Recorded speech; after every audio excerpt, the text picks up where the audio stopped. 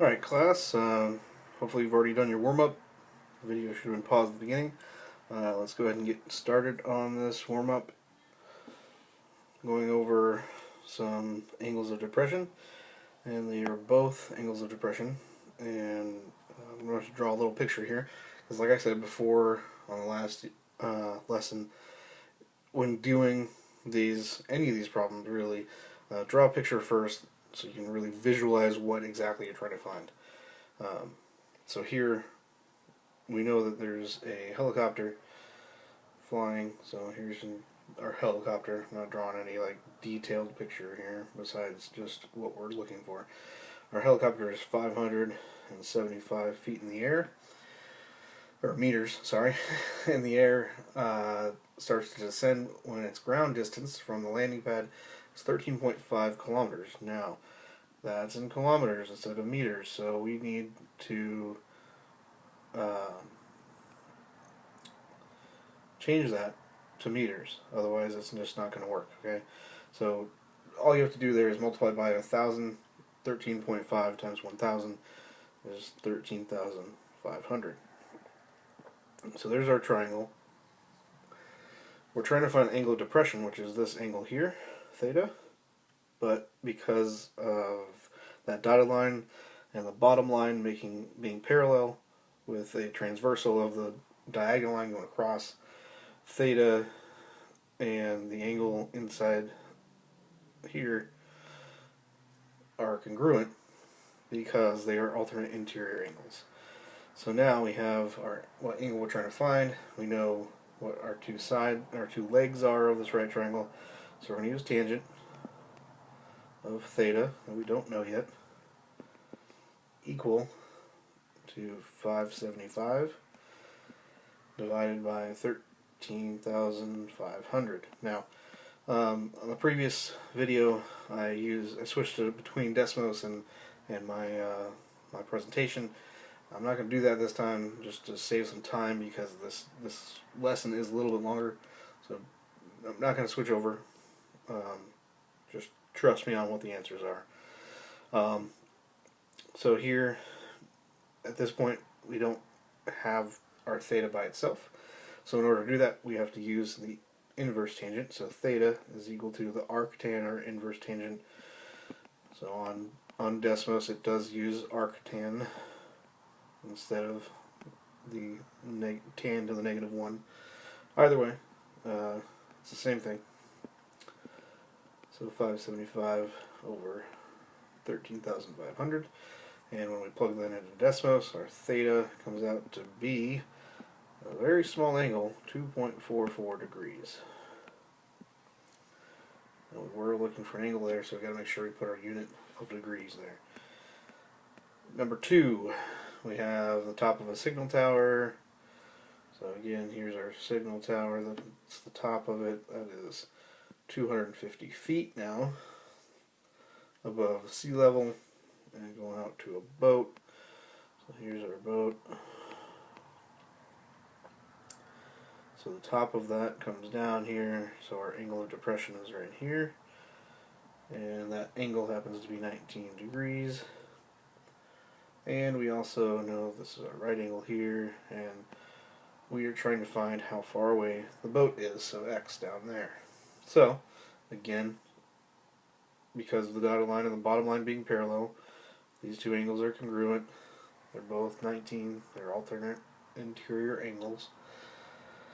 So, using tangent again, but now we know our angle, 19 degrees, and that's going to be equal to the 250 over x. And so just like on the last lesson, whenever you're looking for what's on the bottom, or the denominator of the fraction with tangent on the other side, you just switch what the denominator is with tangent. So x is equal to 250 over tangent of 19. And plugging that into Desmos, we come up with x being 726.05 feet. And again, it doesn't give us anything to round to, but because we do have a unit here of feet, we got to make sure we use that and in our answer. If you just give 726.05, I don't know what you're talking about. That's just a number. We're not talking about distance then. So you gotta give me the unit, alright? So, moving on here. Here's the vocab we're looking at today. Law of sines and law of cosines. So after today's lesson, you will be able to solve any triangle, not just right triangles. These guys don't use right triangles. And figure out all the angles, all the sides, everything you can. Sorry about that, just got an email. I'm going to mute my laptop here, so I'm sorry you're seeing that there.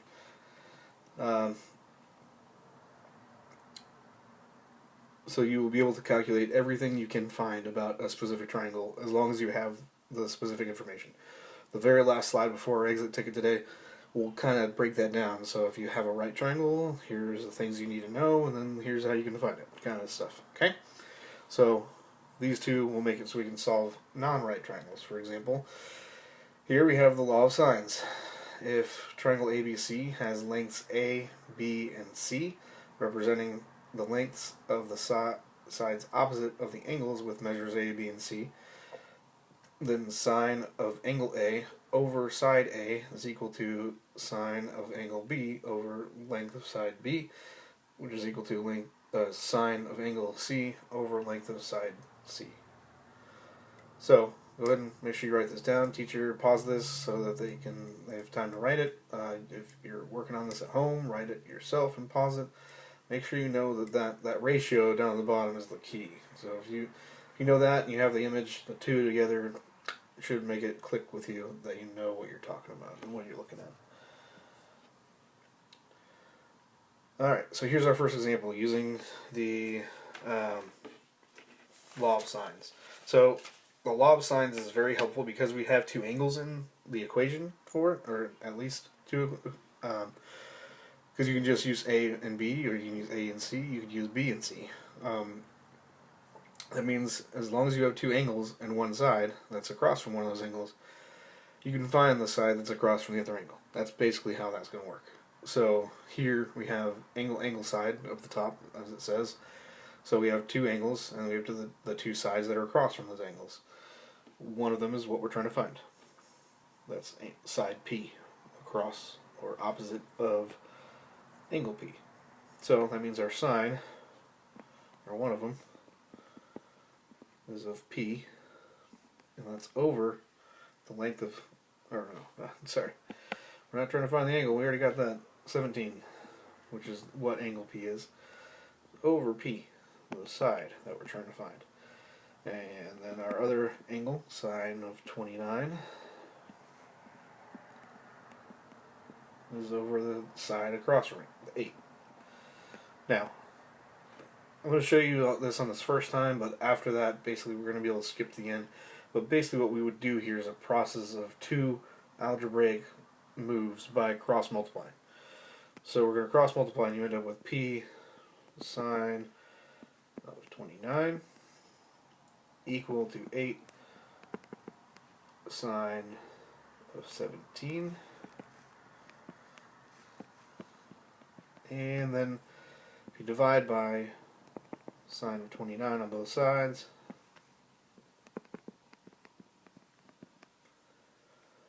it will leave you with P on the left side. Now, that's pretty much what I ended up doing, was multiplying the number that we know on the bottom by the sine of whatever the angle is on top of the side we're trying to find. If that makes any sense. And then moving the other sine that goes with the other angle to the bottom. It'll make more sense once we start doing ones where I don't do both steps. So I showed you this once. If you need to, rewatch it, see what I'm talking about. But really, on the next problems, I'm not going to do both steps. So P is going to be equal to 8 sine of 17 divided by sine of 29. So we plug that into Desmos.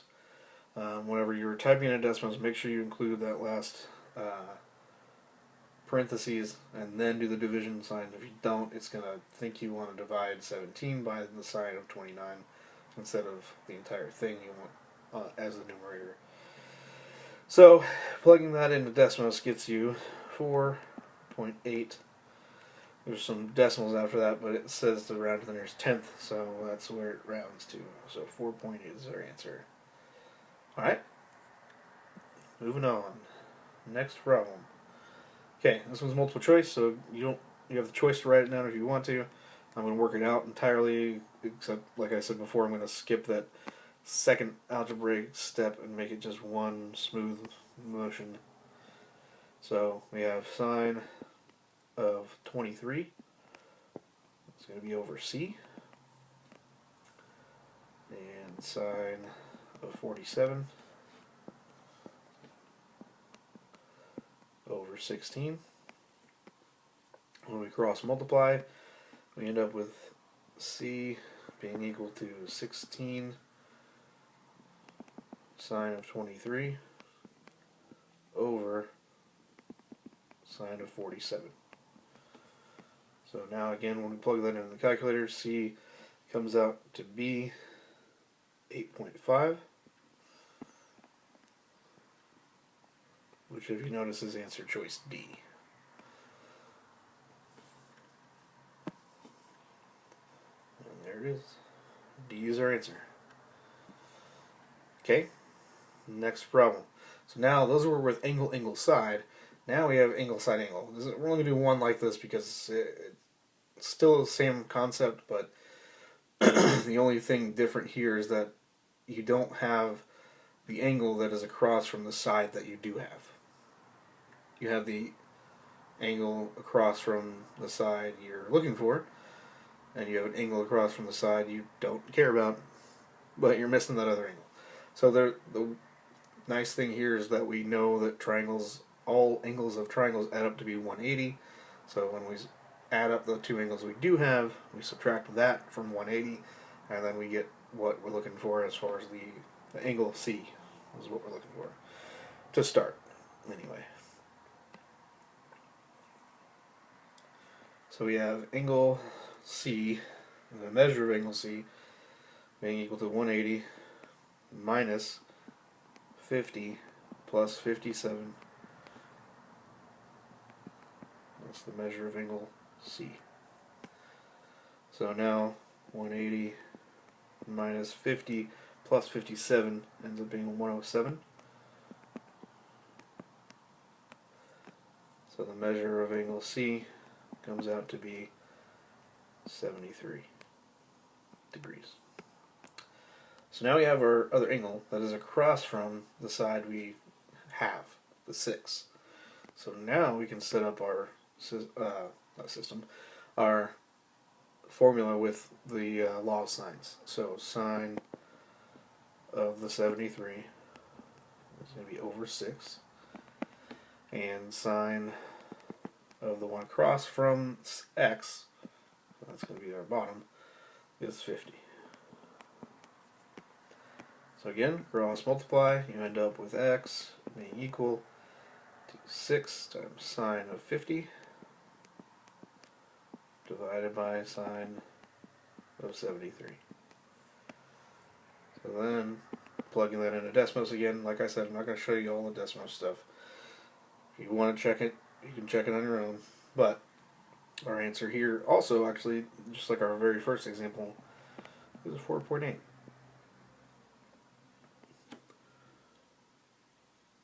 So there's our answer. X is 4.8. Now if we want to, we can find the other side, but we don't need to. It's not asking for it. So, moving on. Now, doing so would then solve this triangle. That's whenever you're asked to solve for the triangle, or solve the triangle, it's going to basically mean find all the sides that are missing that you don't have, and find all the angles that are missing that you don't have. So when we get there, you'll know what it's asking, basically. Example 2, we got to find x here again. Now, in this case, we have angle, angle, or we have angle, angle, side, instead of angle, side, angle. So this is back to what we did for the first two problems. So, here, same process. We have the angle across from the side we're looking for. We have the angle across from the side we have, so we don't need to use any other work. So we jump straight into the law of sines. So sine of 43 is over x. sine of 55 is over 12. We cross multiply, and x is equal to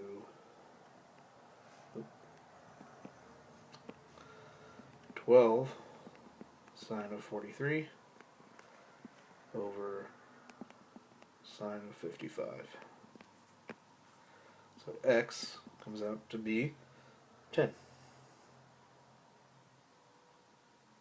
Hold on.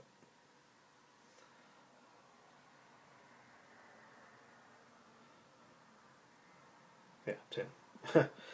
I was confused. My notes say that it needs to have a degree sign on it, but the reason being is that this says to round to the nearest degree, but you're not looking for an angle, so ignore this.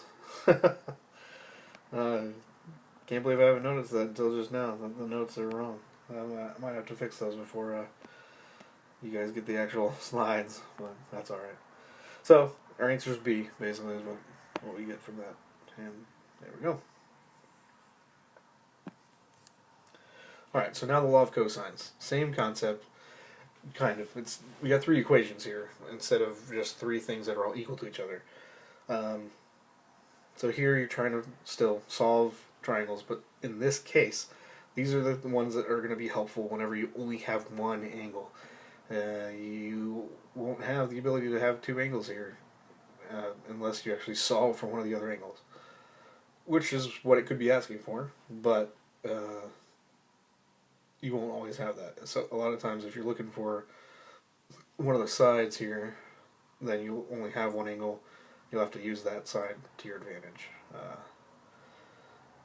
So if triangle ABC has lengths ABC still, representing the lengths of the sides opposite the angles with measures A, B, and C, then side A squared is equal to side B squared plus side C squared minus 2 times side B times side C times cosine of angle A. So the angle A goes along with the fact that on the other side of the equal sign, the left side is our side A. So those kind of pair up. And then the other stuff in there is the other two sides. That's how this works out. So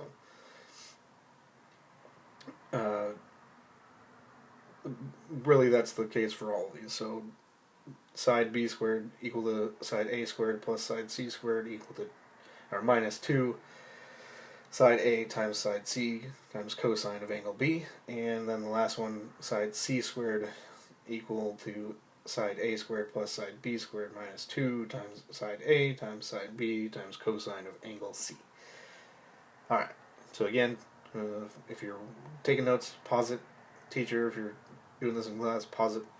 Let's move on. Alright, so now here's our first example. So now if you look at the top again, law of cosines, side angle side. So you're going to use law of cosines for side angle side because you only have one angle. You can't use, unless you're trying to find the angle and you have the side across from the angle you're trying to find, then it could be helpful for you to use the law of sines, but that's not the case here. We're trying to find the side. So x is across from the 45-degree angle. We have 11 being across from the 25, or 11, and then the 25 is the other side. So we don't have the other angle. I don't know why we're out to go with that. Alright. So let's set up our formula here. So x is the side we're looking for. So x squared is equal to our other sides. So the 11 squared plus the 25 squared minus 2 times 11 times 25 times cosine of the angle across from our side we're looking for, which is the 45. So that's perfect because the side we're looking for is across from the angle we do have. So it makes things a little easier when that's the case. So let's simplify this down. You got x squared still. 11 squared is 121. 25 squared is 625. 2 times 11 is 22. And 25 times 11 is 550. Times cosine of 45. Now we can simplify this a little bit further if we want to by adding these numbers together. I'm going to do that while I'm doing, actually I'm not, that's x squared still, equal to 121 plus 625. Comes out to be 749, or 46, sorry, minus 550 cosine of 45. I was thinking about another problem that does have the 49 on there. So x ends up being, we just square root both sides. So the square root of all that stuff, 746 minus 550 cosine of 45. So our x turns out to be 18.9 when we plug it in a Desmos. And we don't have units here unless we're looking for the angle, and we're not. So that's it. 18.9 is the length of our other side. So here's another example. Again, multiple choice, so you don't have to write it if you don't want to. So we need to find r if that is given to us, the picture is given to us. So I'm not going to read it all to you. So r squared is going to be equal to our other two sides again, so 15 squared plus 32 squared minus 2 times 15 times 32, all that, times the cosine of 40 now, not 45. So r squared is equal to 225, is what 15 squared is, and 32 squared is 1024, minus 2 times 15, 30, and 30 times 32 is 960, cosine of 40. Okay, the last step here, so this is the one I was thinking about earlier, is to add together the 225 and the 1024. So that is 1,002, why is that doing that? 1,249 minus 960, I mean, cosine of 40. And let me square root both sides. So 1249 minus 960 times cosine of 40. And when we plug that into Desmos, r comes out to be 22.7, which is C.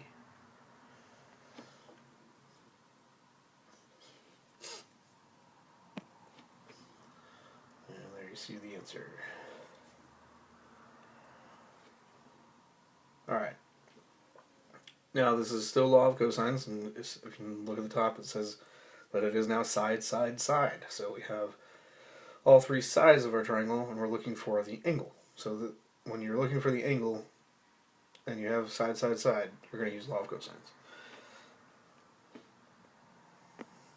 So, because we're looking for angle L, we're going to use side L on the left side of our formula. And then the other two sides go on the right side. So 5 squared plus 27 squared minus 2 times 5 times 27 times cosine of L. And that's what we're looking for, is L. So we're going to simplify this a bit, but we're actually I'm just going to move the squares all over. So we end up with 24 squared minus 5 squared minus 27 squared equal to negative, let's go ahead and simplify that to negative 2 times 5 is negative 10, negative 10 times 27 is negative 270 times cosine of L. So we're going to divide by negative 270 on both sides, so 24 squared minus 5 squared minus 27 squared divided by negative 270 is equal to the cosine of L. So now that we are down to our cosine, we're going to do the inverse cosine, or the arc cosine. So cosine to the negative 1 of that fraction, 24 squared minus, you can go ahead and simplify 5 squared if you wanted to, it doesn't matter, minus 27 squared divided by negative 270, and all of that is equal to L, the measure of angle L. And so once you plug all of that into Desmos, make sure you put the top in parentheses too, otherwise it will not work out right for you. So just like that, if you are doing it on Desmos. And when you get your answer, it comes out to be, it wants us to give it the nearest degree. That is 49 degrees. So there's your answer. So now we could do that one more time and get another angle, or we could then use, because we have all the sides, we could use the law of sines to find the other angle. And if we wanted to finish it out and just say that we know once we had two of those sides, or two of those angles together, subtract that from 180, we'd have our other angle, and we could solve that triangle. So if you have one like that, I think the exit ticket actually is exactly like that, then you know what you're doing, right? So use the law of cosines, then the law of sines, and the law of the angles of a triangle, the sum of the angles of a triangle. Okay, so same process here. We got to use the law of cosines, find our angle. So this, let's see, the angle that we were looking for is P, so the side across from it for side P is 2.9. And that's going to be equal to the 1.3 squared plus 3.1 squared minus 2 times 1.3, that looks like a comma, and 3.1, and cosine of P. So moving everything over, 2.9 squared minus 1.3 squared minus 3.1 squared. Then we're going to just divide all of that by the other multiplication stuff, so negative 2 times 1.3 times 3.1. All of that equal to cosine of P.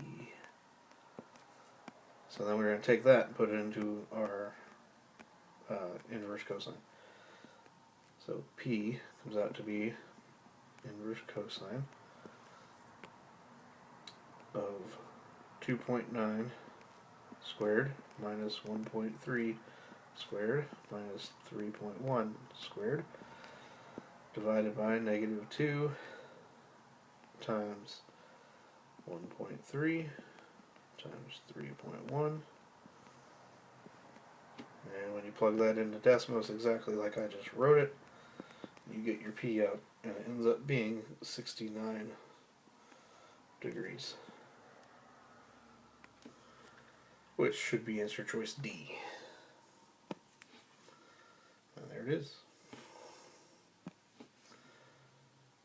Alright, so now we have the options to use whatever we can, right? Whatever we have in our arsenal of mathematical equations and formulas. So we have an isosceles triangle here. So that means that the other side here is also 20. Now, if you wanted to, because you know that, you could easily find out what the other two angles are. Not what we're trying to find. We're trying to find just the width. So KJ down there is what we're trying to find. So because we have two sides, we're trying to find the other side. We're going to use the law of cosines, and especially because the side we're trying to find is across from the angle we already know. No extra work needed then. So, law of cosines, x squared is equal to 20 squared plus 20 squared minus 2 times 20 times 20 times cosine of 50. So, simplifying this, we know that 20 squared is 400, and 20 squared again is 400, and negative 2 times 20 times 20, which is 20 squared, so 20 squared is 400, 400 times 2 is 800, cosine of 50. So our last step is to combine the 400s. So x squared is equal to 800 minus 800 cosine of 50. So x is equal to the square root of 800 minus 800 times cosine of 50. So plugging all that into Desmos again here, we end up getting our x to be equal to 16.9. And we are talking a distance here, so meters, a real distance. Talking about the wing of a plane. 16.9 meters is what our solution comes out to. Alright, so this next one, this is like the hardest problem on all of this stuff, because we need to find what AB is, and we need to find what DC is in that window. It's kind of hard to see, so I'm going to go ahead and draw a bigger picture so you can see it better. So,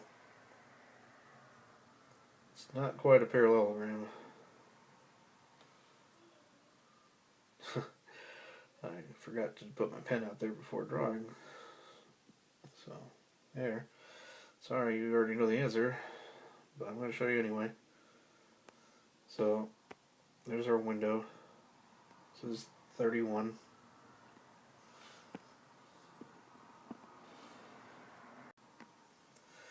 So, that's our 31 side. We also know that this angle here is 66. This one here is 68. And let's see, we know that this one's 16 on the side there, and this one's 15.75. So definitely not a parallelogram, not even a really clean looking quadrilateral, but that's okay. We can make do. So the first step here is to find out what that angle is that I'm going to mark on blue here. So this angle here is what we need to find first. Once we find that angle, because we do know the side across from it, and we have this other angle that we know the side across from that, we can use that to our advantage and actually find out what the other angle is that I'm going to color in purple here. So this is the angle we're looking for. And I'm going to write as we work these for those angles in those colors. So first off, we got to find the blue one. So that means we're going to use the Law of Sines. So sine of 68 over 31 is equal to sine of theta. So it's color coordinated, not the letters. So that means that theta, the blue theta, is equal to 16. Sorry, not 16. Gotta do the inverse sign of 16 sine of 68 over 31. And that comes out to be a theta of about 18.53 degrees. Now that's rounded, so I'm going to have to round for both of these. So then when we do the other theta, we're going to do 180, not 180, yeah, minus the blue theta here. I'm going to write it out as the number, just color coordinate it, plus the side we do know, the 68.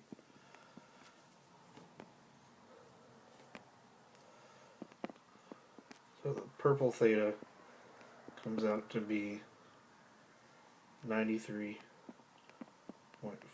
degrees. So again, these are rounded, so they're not going to be exact that. I'm going to use the calculator number without rounding to do any other calculations. So the next step here now is to find what x is. So x, by the way, I didn't label them. So x is the side down here.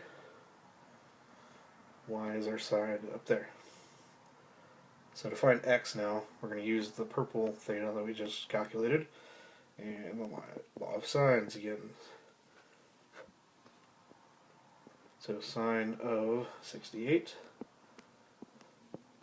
over 31 equal to the sine of the angle we just found, the 93.47. Again, I'm not going to round like I am writing. I'm rounding, but I'm not going to actually calculate to round. That way, I round at the very end, so I might end up a little bit off from what their answer is, but it's the only answer that makes sense for what I get. So,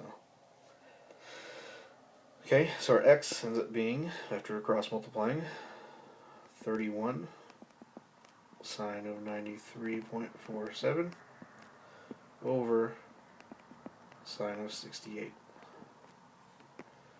So then our x comes out to be 33.37 inches. Alright, so I'm kind of running out of room here. So our next step is to use the law of cosines to come up with what y is, because we have the angle across from y, and we have oh,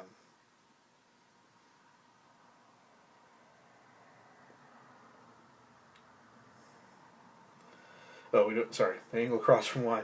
We have the other two sides of that triangle. We don't need to use the law of sines anymore. We can use the law of cosines now. Sorry, a little brain fart there. So I'm gonna write this off to the side here. It'll be a little tight, but y squared is equal to 15.75 squared plus 31, sorry.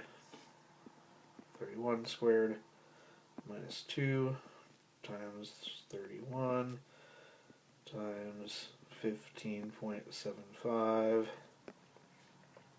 cosine of 66. So when all is said and done, calculating that out and square rooting everything, I'm just going to write what y is. That comes out to be 28.49. So our final answer here, adding x plus y plus 15.75 plus 16 for the perimeter, comes out to be a grand total of 93.6 inches. And I think you already saw the answer, it was 93.5. That's, like I said, I didn't round. They probably did round throughout the entire thing, rounding to the nearest tenth every step. It's part of something called significant figures. If you don't know what that is, be glad you don't know what that is. I, as a physicist, hate that stuff. Don't round to the end. But they did. And they did round till the end. They rounded throughout. So they ended up off by a tenth of an inch, which is okay in this case, but in real world situations that could cause some pretty big problems here. So there's our answer for that one. Next problem. Alright, so this is what I was talking about. When it says to just solve triangle PQR, it means to find the angles. We're missing all the angles, we have all the sides. So what we're going to do first is use the law of cosines to find one of the angles, and then from there we can use law of sines to find the other angle, and then we can use the fact that triangles add to be 180 to find the third and final angle. So, law of cosines. We're just going to work with r first. So side r is 9. So 9 squared equal to the other two sides, 7 squared plus 8 squared minus 2 times 7 times 8 times cosine of, we'll just call it r, right? Because it's angle r. So we can simplify these. We know what 9 squared is. That's 81 equal to 7 squared is 49 plus 8 squared is 64, and 2 times 7 is 14. Actually, let's do 7 times 8 is 56, times 2 will be 112, so minus 112 cosine of r. So 81 minus 49 is 30, and then 30 minus 64 is negative 34, so negative 34 equals negative 112 cosine of r. When we divide by negative 112, the negatives go away, so 34 over 112. Now we could simplify that, but again, we're not going to bother with it. When we plug it in the calculator, it'll give us the answer regardless. So cosine inverse of 34 over 112 equal to r. And r comes out to be 73.4 degrees. So there's one angle. Find the second angle, we're going to use the law of sines. So sine of what we just found, r, the 73.4, over r, which is 9, equal to, we can go with any other side. Let's go with the 8, just because it's the next one in numerical order. So 9, 8, 7 will work. So sine of side, or angle P over 8. So we'll end up getting sine inverse of 8 times the sine of 73.4 divided by 9 equal to P. So then P comes out to be 58.4 degrees. Now, to find Q, this is the easiest one to find once we have the other two. So 180 minus 73.4 plus 58.4 comes out to be Q, and Q ends up being 48.2 degrees. And if you add all those together, you should get 180. If you don't, we did something wrong. But they do have to be 180, I'll tell you that right now. Alright. So after this, we have our exit ticket. Go ahead and make sure you've gotten all your notes written down. If you have missed anything, make sure you go back and watch it. If you don't understand anything, make sure you go back and watch it. If you need to, Mr. Jervis, me, I do have tutorials on Mondays, Wednesdays, and Thursdays after school. If you need to come to tutorials, that means anybody in Miss Ween's classes. Obviously, if you're in my class, please come to tutorials if you need help. You average maybe one student a week coming to tutorials. That's not okay, guys. If you don't understand it, please come. Please, please, please. I'm here for you. I am not here for myself. I promise. Alright? So here's your exit ticket. And go ahead and pause the video, do the exit ticket, and see you tomorrow or the next day. Oh, you know what? I forgot about this. This is what I was telling you about, too. So, to solve a right triangle, if you have two of the legs, you use the tangent ratio. If you have hypotenuse leg, you use sine or cosine. Depends on which leg you have. If you have the acute angle and the hypotenuse, you use sine or cosine ratio. Again, depends on which acute angle you have.